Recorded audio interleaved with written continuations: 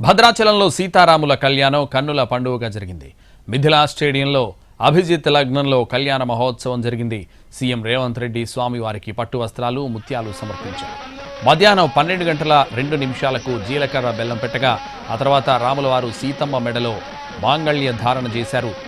సీతమ్మ వారి మంగళ సూత్రంలో 3 సూత్రాలుంటాయి. ఒకటి పుట్టింటి వారిది, రెండోది మెట్టినింటి వారిది, మూడోది రామదాసు చేయించిన సూత్రం. ముత్యాల తలంబ్రాలకు చాలా ప్రత్యేకత ఉంది. 3 నెలల ముందే గోటితో ఒలిచిన తలంబ్రాలు సిద్ధం చేశారు. భద్రాద్రి రాముడి కళ్యాణ మహోత్సవం చూసేందుకు తెలుగు రాష్ట్రాల నుంచి భక్తులు భారీగా హాజరయ్యారు.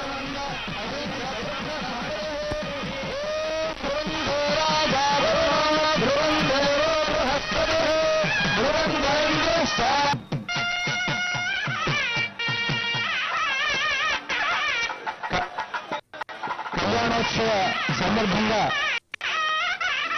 ఎంపీ గారు బలరాం నాయక్ గారు పట్టు వస్త్రాలు సమర్పించారు.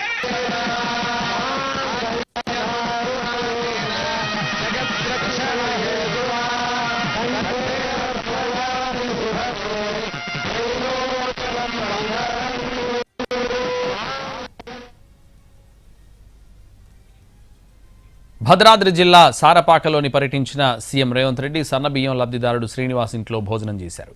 వారి కష్టసుఖాలను అడిగి తెలుసుకున్నారు. లబ్ధిదారుడు శ్రీనివాస్ దంపతులకు నూతన వస్త్రాలు అందించారు సీఎం రేవంత్ రెడ్డి.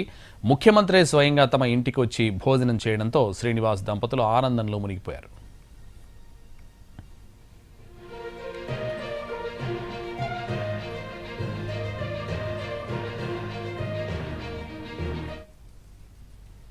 ఖమ్మం జిల్లా వైరాలో పర్యటించారు తెలంగాణ డిప్యూటీ సీఎం భట్టి విక్రమార్క. గురుకుల విద్యాలయాన్ని తనిఖీ చేశారు.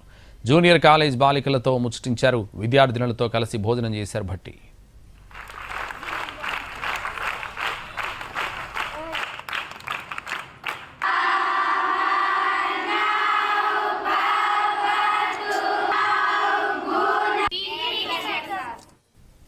ప్రధాని మోడీ శ్రీలంక పర్యటన ముగించుకుని భారత్కు తిరిగి వస్తూ రామసేతును వీక్షించారు. విమానం విండోలో నుంచి రామసేతును ఆసక్తిగా తిలకించారు. ఈ దృశ్యాలను ప్రధాని మోడీ సోషల్ మీడియా ప్లాట్ఫామ్ ఎక్స్లో పోస్ట్ చేశారు. అయోధ్యలో రాముడికి సూర్య తిలకం జరిగిన సమయంలోనే తాను రామసేతును చూశానంటూ ఆ పోస్టులో రాసుకొచ్చారు. మనందరినీ సమైక్యంగా చూసే శ్రీరాముడి దయ వల్ల తనకు రామసేతు దర్శనం కలిగిందన్నారు. అందరికీ రాముని దీవెనలు ఉంటాయని ఆకాంక్షించారు ప్రధాని మోడీ.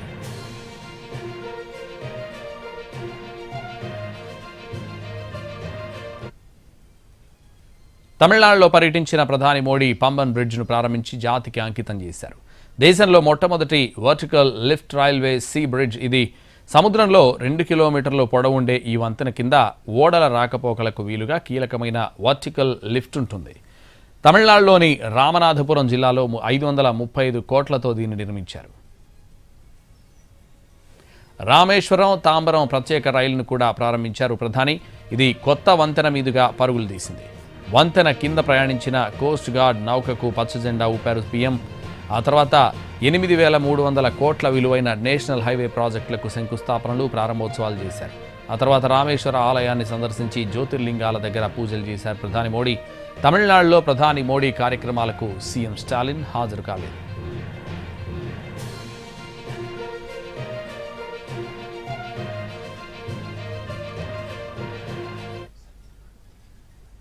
వైద్య విద్యను తమిళ భాషలో అందించాలని డీఎంకే ప్రభుత్వానికి సూచన చేశారు ప్రధాని మోడీ.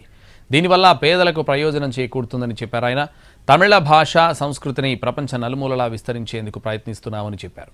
కానీ తమిళనాడుకు చెందిన కొందరు నేతలు తనకు రాసే లేఖల్లో సంతకాలు కూడా తమిళంలో పెట్టడం లేదన్నారు. ఆ లేఖలు చూస్తే తనకు ఆశ్చర్యం కలుగుతోందన్నారు ప్రధాని మోడీ.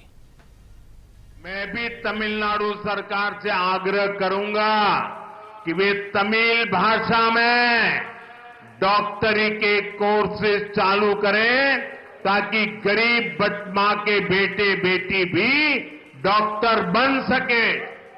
तमिल लैंग्वेज और हेरिटेज दुनिया के कोने कोने तक पहुंचे, इसके लिए भी सरकार लगातार कोशिश कर रही है. मैं तो कभी कभी हैरान हो जाता हूं. तमिलनाडु के कुछ नेताओं की चिट्ठियां जब मेरे पास आती है, कभी भी कोई नेता तमिल भाषी में सिग्नेचर नहीं करता है।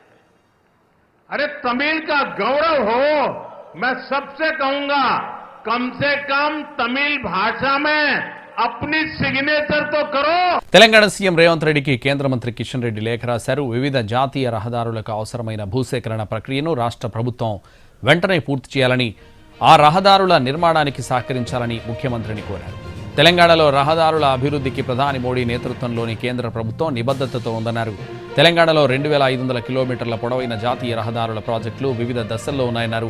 ఆ 16 జాతీయ రహదారుల నిర్మాణానికి 1550 హెక్టార్ల భూమి అవసరం ఉందని, ఈ భూమి సేకరణకు సంబంధించి రాష్ట్ర ప్రభుత్వ అధికారులకు కేంద్ర రోడ్డు రవాణా జాతీయ రహదారుల మంత్రిత్వ శాఖ అధికారులు అనేకసార్లు లేఖలు రాశారన్నారు.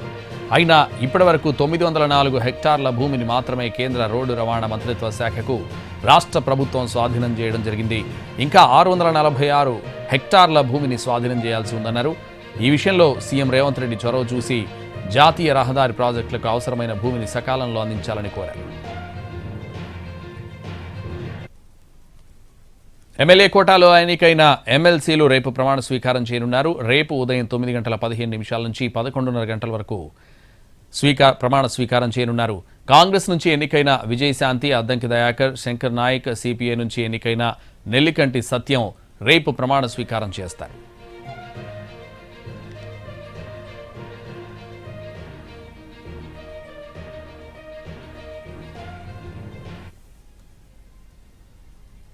ఏపీ సీఎం చంద్రబాబు కేంద్ర వాణిజ్య శాఖ మంత్రి పీయూష్ గోయల్కు లేఖ రాశారు. అమెరికా సుంకాలతో నష్టపోతున్న ఆక్వా రంగాన్ని ఆదుకోవాలని, సుంకాల నుంచి ఆక్వా ఉత్పత్తులకు మినహాయింపు ఇచ్చేలా యుఎస్ ప్రభుత్వంతో చర్చలు జరపాలని కోరారు.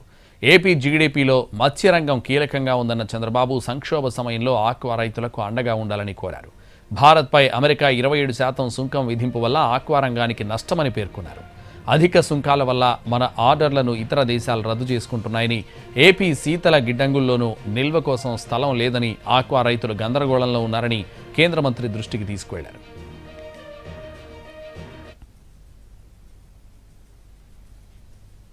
గిరిజన ప్రాంతాల అభివృద్ధి కోసం ఆంధ్రప్రదేశ్ ప్రభుత్వం సరికొత్త కార్యక్రమానికి శ్రీకారం చుట్టబోతోంది. అడవి తల్లి బాట పేరుతో గిరిజన గ్రామాల్లో రోడ్లను అభివృద్ధి చేయనున్నారు. ఉప ముఖ్యమంత్రి పవన్ కళ్యాణ్ అల్లూరి సీతారామరాజు జిల్లాలో 2 రోజుల పాటు పర్యటించనున్నారు. సోమవారం ఉదయం విశాఖపట్నం విమానాశ్రయం నుంచి నేరుగా అల్లూరి సీతారామరాజు జిల్లా డుమ్రిగూడ మండలం పెదపాడు గ్రామానికి చేరుకుంటారు. గిరిజన ఆవాసాలను సందర్శించి అడవి తల్లి బాట పేరుతో చేపట్టే రోడ్ల నిర్మాణానికి శంకుస్థాపన చేస్తారు. ఆ తర్వాత అక్కడే జరిగే బహిరంగ సభలో పాల్గొంటారు.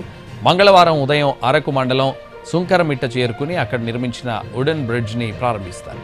ఆ తర్వాత వైజాగ్ చేరుకుని ఇందిరాగాంధీ జూ పార్క్లో ఎకో టూరిజంపై సమీక్ష నిర్వహిస్తారు. రాష్ట్రంలో పర్యాటక అభివృద్ధి, ఎకో టూరిజానికి ఉన్న అవకాశాలపై చర్చిస్తారు.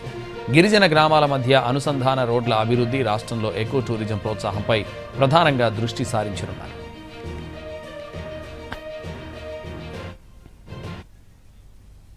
ఏపీ మాజీ డిప్యూటీ సీఎం అమ్జద్ బాషా తమ్ముడు అహ్మద్ బాషాను పోలీసులు ముంబైలో అరెస్ట్ చేశారు. కడప తాలూకా పోలీస్ స్టేషన్లో అహ్మద్ బాషాపై 2 సంవత్సరాల క్రితం హత్యాయత్నం కేసు నమోదైంది. ఈ కేసులో ఇప్పటికే కడప పోలీసులు అహ్మద్ బాషాపై లుకౌట్ నోటీస్ జారీ చేశారు. ఆదివారం తెల్లవారుజామున ముంబై ఎయిర్పోర్ట్లో అహ్మద్ బాషాను అదుపులోకి తీసుకున్నారు. ముంబై నుంచి అతని కడపకు తరలించుతున్నారు పోలీసులు. ఐపీఎల్ సమయంలో బెట్టింగ్ ముఠాలు రెచ్చిపోతున్నాయి. క్రికెట్ బెట్టింగ్కు పాల్పడుతున్న ముఠాను దూల్పేట్లో పోలీసులు అరెస్ట్ చేశారు. విక్కీ సింగ్తో పాటు 3గురిని అరెస్ట్ చేసి అదుపులోకి తీసుకున్నారు. హైదరాబాద్, చెన్నై, విశాఖపట్నంలో వీరు బెట్టింగ్ పాల్పడుతున్నారు. ఐపీఎల్ మ్యాచ్లను టార్గెట్ చేసుకుని వీరు భారీ మొత్తంలో బెట్టింగ్లకు పాల్పడుతున్నారు. సిపిఎం నూతన జాతీయ ప్రధాన కార్యదర్శిగా కేరళ మాజీ మంత్రి ఎంఏ బేబీ ఎన్నికయ్యారు. తమిళనాడులోని మదురైలో జరిగిన సిపిఎం 24వ మహాసభల్లో ఆయన్ను కొత్త సారథిగా ఎన్నుకున్నారు. గతేడాది సీతారామ యేచూరి మృతి అనంతరం ప్రధాన కార్యదర్శి పదవి ఖాళీగా ఉంది. దీంతో ఇన్ని రోజులు సీనియర్ నేత ప్రకాష్ కారత్ పార్టీ తాత్కాలిక సమన్వయకర్తగా వ్యవహరిస్తున్నారు. మదురైలో జరిగిన సిపిఎం 24వ మహాసభ 85 మంది సభ్యులతో కేంద్ర కమిటీని ఎన్నుకుంది. భారత రాష్ట్రపతి ద్రౌపది ముర్ము పోర్చుగల్ పర్యటనకు బయలుదేరారు.